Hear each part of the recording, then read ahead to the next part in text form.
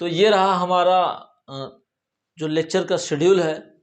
सबसे पहले हम लोग डिस्कस करेंगे हिंदी भाषा परिचय, उद्भव और विकास। यानी इस सेगमेंट में हम लोग सीखेंगे स्टूडेंट्स कि किस तरीके से इस भाषा का विकास हुआ, भाषा के विकास के दौरान कौन कौन से चरण से ये भाषा गुजरी और उसके बाद इसकी उपभाषाएं कौन सी हैं। तो भाषा और बोली, ये तो हमने भाषा लिखा है, एक शब्द से और आपकी मुलाकात होगी बोली। तो दोनों में सबसे पहले अंतर समझ आना चाहिए कि भाषा और बोली में अंतर क्या होता है, हम किन मानकों के आधार पर भाषा के गणना करते हैं, उसका कैलकुलेशन करते हैं, और बोली के लिए क्या हमारे पास कैरेक्टरिस्टिक्स है। दूसरा जो टॉपिक होगा वर्ण विचार का होगा, और इस वर्ण विचार में हम सीखेंगे वर्तनीय शुद्धि। अभी हमने जस्ट आपको लेक्चर में बताया कि वर्णों से ही मिल करके शब्द का निर्माण होता है, वर्णों से मिल करके शब्द का निर्माण होता है और शब्दों के मेल से वाक्य बनते हैं। तो ऐसा नहीं कि कोई भी उलूल जुलूल शब्द मिल करके और हमने वाक्य बना दिया, बिल्कुल नहीं।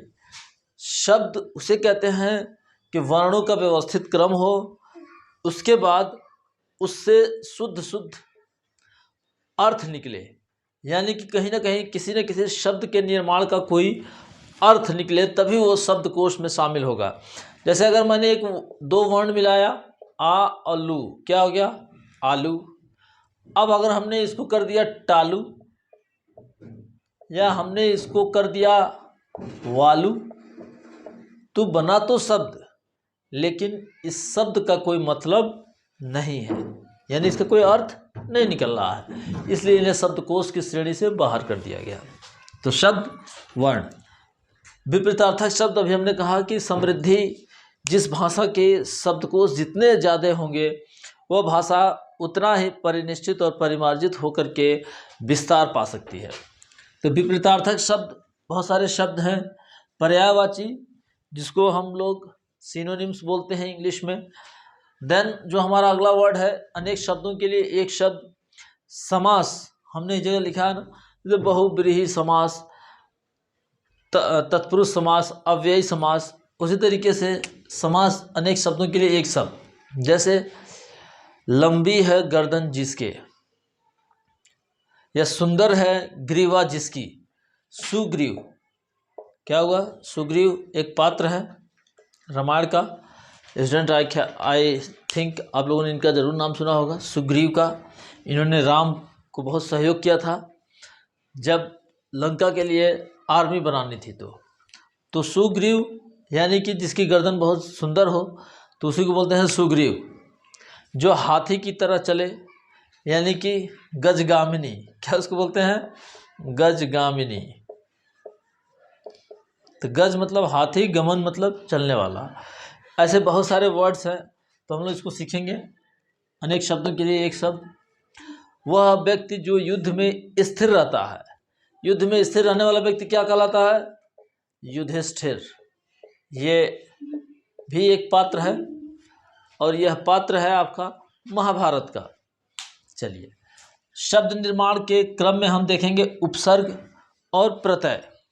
तो उपसर्ग इंग्लिश में इसको बोलते हैं प्रीफिक्स, सफिक्स, यानी कि प्रीफिक्स जो पहले आ जाए दैट इज कॉल्ड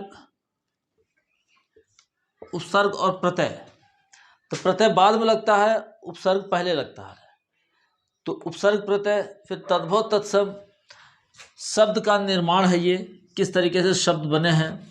शब्दों के निर्माण में हम लोग और इसको अच्छे से डिस्क्लोज करके समझेंगे। उपसर्ग, प्रत्यय, तद्भव, तत्सम, देशज, विदेशज। आज बहुत सारे ऐसे शब्द हैं जो बाहरी यानी विदेशी भाषाओं के शब्द हैं। उर्दू, अरबी, फारसी, तुर्की, अंग्रेजी, पुर्तगाली, यह सब बाहर से आए हुए शब्द हैं, और इनसे भी हमारे शब्दकोश का निर्माण हुआ है, जो कहीं ना कहीं हमारी हिंदी भाषा को पूरी तरीके से गंभीरता और घनिष्ठता देती है। अगर हम बात करें, जैसे देखिए एक वर्ड है टिकट, घर। तो ये तो इंग्लिश वर्ड हो गया, घर हिंदी वर्ड हो गया। तो ये कैसा शब्द है, संकर शब्द है। यानी कि हाइब्रिड है, यानी कि दो अलग अलग भाषाओं के शब्दों से मिलकर के इस शब्द का निर्माण हुआ है। ऐसे ही हम तीसरे नंबर पर देखें विकारी शब्द। विकारी शब्द की अगर हम बात करें तो विकारी क्या होता है, अविकारी क्या होता है, तो संज्ञा, सर्वनाम, विशेषण, क्रिया, ये सारे विकारी शब्द हैं, यानी इनका निर्माण किसी न किसी प्रयोजन से हुआ है। अगले क्रम में हम देखें, यहाँ तक तो हमने कर लिया। अब इन सारे टॉपिक्स को मैं स्टूडेंट आपको न केवल लेक्चर लूँगा बल्कि इन सारे लेक्चर्स पे किस तरीके से ट्रिकली, यानी हम खेलेंगे नहीं, यानी यूँ समझ लीजिए कि हम पढ़ेंगे नहीं, हम खेल खेल में सीखेंगे। तो यहाँ हम लोग देखेंगे, इसको सीखेंगे। दूसरा, अगर हम बात करें वाक्य स्वरूप, संरचना, उद्देश्य, ये कैसे बनता है। अगला जो होगा विराम चिन्ह, पंक्चुएशन बोलते हैं, बहुत ही इम्पॉर्टेंट टॉपिक है। और विराम चिन्ह, इंग्लिश में इसको पंक्चुएशन हमने बताया। जैसे आपने इंग्लिश में देखा होगा colon, semi colon, comma, double inverted comma, ये सब कॉमा, ये सारे हिस्से या क्वेश्चन मार्क, ये सब विराम चिन्ह में आते हैं। और यह भाषा के स्वरूप को पूरी तरीके से बदल कर रख देते हैं। जैसे देखिए, देखो,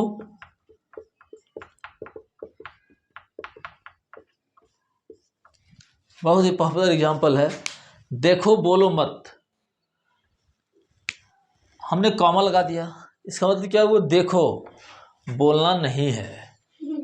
ये है इस इन्वर्टेड कॉमा का गेम।